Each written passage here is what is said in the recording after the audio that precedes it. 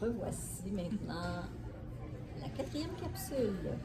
On va aborder un sujet, vous savez, on parle de réussite des choses, de pouvoir passer à travers certains défis ou quoi que ce soit.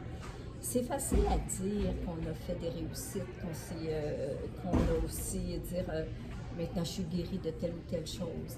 Mais à l'arrière du décor, je trouve que c'est très important de dire quels sont les défis qu'on doit surmonter à l'arrière du décor et de nos réussites.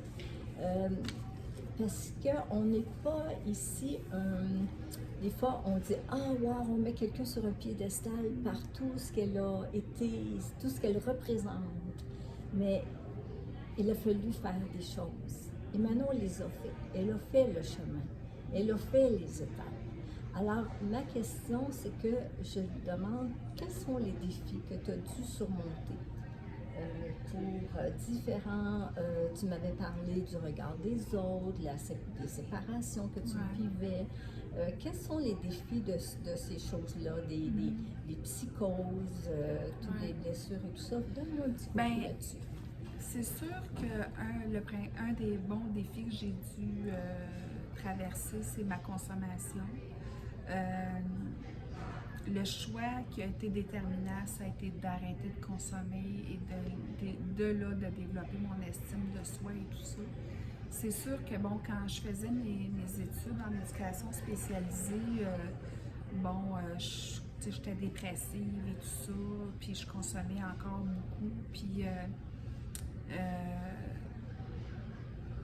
je suis allée à l'hôpital, je suis allée rencontrer un psychiatre, puis il m'a dit, madame, il dit, votre maladie, il dit, c'est comme une plaie que vous avez sur le bras. Il dit, tant que vous n'allez pas arrêter de consommer, parce que bon, je faisais des psychoses, j'étais dépressive et tout ça, tant que vous n'arrêterez pas de consommer, ça va rester infecté la plaie et vous ne guérirez pas. Alors ça l'a éveillé quelque chose en moi, cette image-là.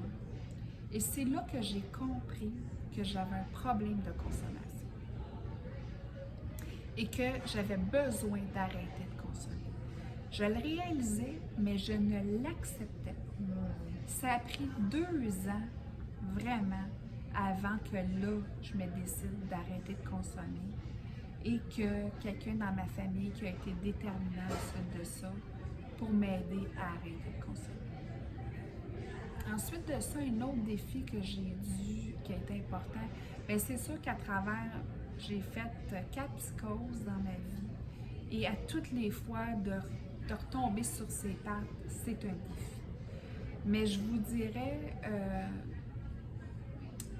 c'est que pourquoi je fais des psychoses dans le fond, c'est quand il y a une séparation importante dans ma vie. Parce que je retombe en connexion avec ma blessure d'attachement, avec la fusion avec ma mère, et ensuite de ça, il y a une séparation. Et la relation que j'ai eue avec mon ex-conjoint, ça a pris du temps avant que je me sépare. Je savais que je n'étais pas dans une bonne relation, et lui aussi d'ailleurs, mais j'arrivais pas à me séparer parce que je retombais avec ma blessure d'attachement, un profond désespoir, et je retombais en psychose. J'ai fait 2 psychoses, je ressortais de la réalité et j'étais hospitalisée et c'était difficile de revenir et j'ai dû dépenser énormément de peur. Écoutez, j'avais été 10 ans célibataire auparavant, j'étais bien avec moi-même, j'étais capable d'être seule, j'étais très très bien dans ma solitude, je faisais plein d'affaires toute seule. Mais là, c'était comme si j'étais pas capable de revenir toute seule après cette fusion-là. Je dormais le soir toute seule dans ma chambre, je m'imaginais plein d'affaires. J'avais des peurs incontrôlables et je n'étais pas capable de me ramener. Et un profond désespoir. Et la dernière psychose, c'est ça, j'ai mis fin à ma relation. J'ai fait une psychose. Et quand je suis sortie de l'hôpital, parce que cette dernière hospitalisation-là, elle a été déterminante parce que, honnêtement, là, je ne pensais pas sortir de l'hôpital. J'ai eu tellement peur parce que j'étais revenue correcte. Tu sais, avec la médication, j'étais revenue correcte. Et le médecin ne voulait pas que je sorte de l'hôpital. Et c'était la journée de ma fête. Et j'ai eu tellement peur de ne pas sortir de là. Tu sais, vous savez, quand on est interné dans un hôpital psychiatrique, il y a toutes sortes de choses qui se passent. Et la seule affaire qu'on veut, c'est sortir de là. Et finalement, je suis sortie. Et je suis sortie de là avec une soif de liberté, une soif d'accomplissement. Et je me suis, quelques semaines après, j'ai voulu partir en voyage. Je voulais partir en voyage 2 semaines de temps, toute seule, je ne voulais rien savoir. Et c'était en temps de pandémie, on était en 2020. Et il n'était pas question que personne m'arrête pour aller en voyage. J'étais déterminée et j'avais une soif de liberté. Et ça, je peux vous dire, cette fin de relation-là, cette hospitalisation, cette soif de liberté-là a été très déterminante parce que là, ça m'a emmenée à aller en voyage. Écoutez, là, j'étais à l'aéroport, là, j'avais des peurs, là. Je me disais, aïe, comment ça se fait que j'ai choisi d'aller en voyage, tout ça, je peux pas croire que je me suis fait vivre ça. Puis finalement, quand je suis tombée en rang à l'aéroport pour aller faire l'enregistrement, je suis tombée en paix. J'ai vécu un voyage extraordinaire. J'ai rencontré des personnes noires. J'ai rencontré le conjoint que je suis actuellement. Ça m'a amené à vivre l'amour encore plus à l'intérieur de moi, à vaincre mes peurs. Et aujourd'hui, je vis encore cette liberté-là à l'intérieur de moi. C'est quand même spécial, hein? Quand j'écoute Manon, quand elle dit j'ai été hospitalisée, j'allais pas bien, mais j'avais une soif de liberté. Ouais. Puis la peur de ne pas sortir. Ah ouais. OK, alors, tu sais, si on regarde les deux événements, c'est que quelque part, on voit que fondamentalement, l'être humain a le droit d'être libre. Alors, Ouais. à ce moment-là, ça a pris toute la place parce que ce sentiment-là, ça veut dire que tu allais mieux. Avoir cette soif de liberté. Oui. Oh oui, j'allais mieux. Oui, j'allais mieux. Parce que, Ouais. mais c'était pas, puis la peur de ne pas sortir de là, c'était, tu disais, non, moi j'ai plus d'affaires à être là. Non. Il faut que j'ai Non. autre chose à vivre. Oui. Alors, c'est pour ça qu'elle a bien rentré en contact avec elle, Manon, et puis elle m'a dit souvent, c'est primordial pour moi de rentrer en contact avec moi. Oui. Ça fait vraiment la différence. Oui, bien c'est ce qui a fait, en fait, le fait d'être en contact avec moi au quotidien, à tous les matins, c'est ce qui a fait que j'ai libéré mes blessures. C'est ce qui a fait que j'ai libéré mes blessures d'attachement. Parce que veut pas, quand on est en contact, peu importe, n'importe quelle relation nous ramène souvent à nos blessures, ou en tout cas, quelquefois, dans notre vie au quotidien, ça nous ramène à nos blessures. Quand on est en contact avec soi-même, pourquoi on réagit? Bien, c'est souvent qu'il y a quelque chose qui vient nous rechercher dans nos blessures.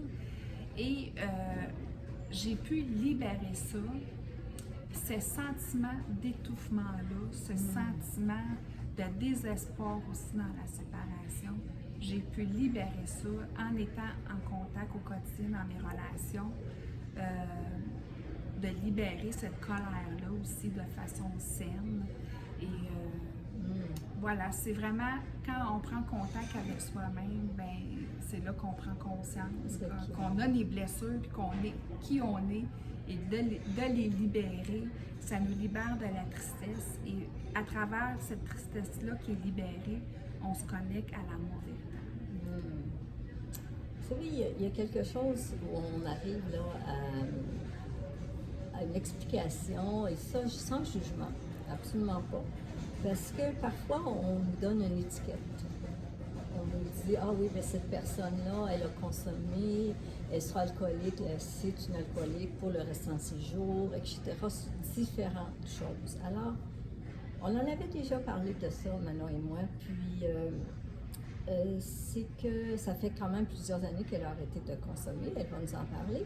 Et puis, de parler qu'elle n'est pas une personne malade, Ouais. puis qu'elle ne porte aucune étiquette. Mm. Alors, j'aimerais que tu développes là-dessus. Ben oui, c'est ça. J'ai eu plusieurs étiquettes, de toute façon, dans ma vie. Là. Bon, l'étiquette d'alcoolique, c'est sûr. L'étiquette d'être psychotique, d'être dépressive, d'être anxieuse. Tu sais, c'est souvent des diagnostics qui nous sont portés par différents professionnels aussi de la santé. Mais moi, je me considère pas comme ça. Oui, c'est certain. Je bois pas, ça fait 15 ans. Je prends pas de drogue, ça fait 15 ans. Je me libère de plusieurs de mes... Je me suis libérée de plusieurs dépendances aussi dans ma vie. Je pourrais jamais boire, je pourrais jamais prendre de drogue. Ça, c'est clair, clair, clair pour moi. Vous voulez pas me connaître en consommation, ça, c'est sûr et certain. Mais je me considère pas comme une personne malade qui a pas de pouvoir sur sa vie. Pour moi, je suis 100% responsable, 100% responsable de mes choix, 100% responsable de tout ce que j'attire à moi, de toutes les relations que j'attire à moi, tous les événements qui arrivent à moi. Et quand on prend conscience aussi, qu'on prend conscience de son pouvoir, on vit le moment présent, on est plus en contact avec les synchronicités de notre vie et on est plus en contact avec les opportunités qui nous sont présentées. Et on est plus connecté à sa propre essence et on a le goût de suivre le chemin de notre âme. Voyez-vous, c'est que quand on se reconnaît, quelle différence qu'un individu ou une personne peut accéder dans sa vie. C'est incroyable, hein? Ça fait toute une différence. Maintenant, souvent, dans notre vie, il y a des événements où il y a des personnes dans lesquelles on est reconnaissant. Puis j'aimerais que tu nous parles de ça à travers ton parcours, que tu es reconnaissante à travers soit des événements ou des personnes. Quels sont les... Ben, c'est sûr que les personnes que je suis le plus reconnaissante, c'est ma famille. C'est mon père, ma mère, ma soeur, qui ont toujours été là pour moi. Mon père a toujours été là. Aujourd'hui, je reconnais que je suis aimée chez nous, qu'ils sont toujours là quand j'ai besoin. Ils sont là dans des moments déterminants. Ma soeur a toujours été là aussi pour moi, même si on est très différentes, même si des fois c'est plus difficile. Je sais que ma soeur m'aime aujourd'hui. On est seulement différentes, puis moi je la respecte beaucoup aujourd'hui dans qui elle est. D'autres personnes qui ont été, bien toute ma famille, en fait, mes cousins, mes cousines, mes oncles, mes tantes, ma famille, c'est ma valeur la plus importante. C'est mes racines, puis c'est les personnes les plus importantes dans ma vie, donc je veux toujours être là pour eux. Puis je sais que mes cousines aujourd'hui vont toujours être là pour moi. Les autres personnes qui ont été déterminantes, bien c'est sûr toutes les personnes qui ont été là quand j'ai arrêté de consommer aussi, particulièrement mon amie Julie, que j'aime beaucoup, qui est encore présente dans ma vie, qui a été très déterminante. Et, bon, comme je disais, mon oncle aussi, qui a été déterminant quand j'ai arrêté de consommer. Et les personnes que j'aimerais reconnaître aussi, c'est ma famille Usana. Tu sais, j'ai ma famille immédiate, ma famille d'arrêt de consommation et ma famille Usana. Au début, bon, avec Annick, ensuite de ça, Mireille et Isabelle qui ont été très déterminantes aussi. Toutes les personnes, les conférences que j'ai entendues qui m'ont amenée à ma mission de vie, qui m'ont amenée à qui je suis aujourd'hui. Et une personne qui a été déterminante aussi, c'est une personne qui a ouvert ma spiritualité, qui est plus ou moins consciente de ça, puis c'est très correct aussi, là. Mais il y a une personne déterminante que je nommerai pas, qui a été très déterminante dans mon cheminement spirituel. Et ben, les personnes, toi, Rosanne, qui a été très déterminante, et avec Edith et André et tout ça, qui m'ont amené aussi à me connecter vers d'autres genres, des gens positifs que j'ai rencontrés dans ma vie, bref, qui ont été très déterminants. Voilà. Ben, merci à toi parce qu'on se reconnaît finalement. Ouais. Tu sais, dans toutes nos choses. Il y a des choses que parfois on a eu à se parler, parfois on a eu à. Parce que finalement, tu sais, quand on vit toutes sortes de choses, on ne sait pas toujours comment l'autre réagit et tout ça. Puis c'est ce qui fait que moi j'ai grandi auprès de Manon aussi également, par rapport à tout ça. Écoutez, on a terminé la 4e capsule et ça va bien. Et la 5e s'en vient. Et puis là, bien, on va parler d'un beau projet. Vraiment. Soyez présents à cette 5e capsule. Puis au plaisir de se revoir tantôt. Merci beaucoup d'être là.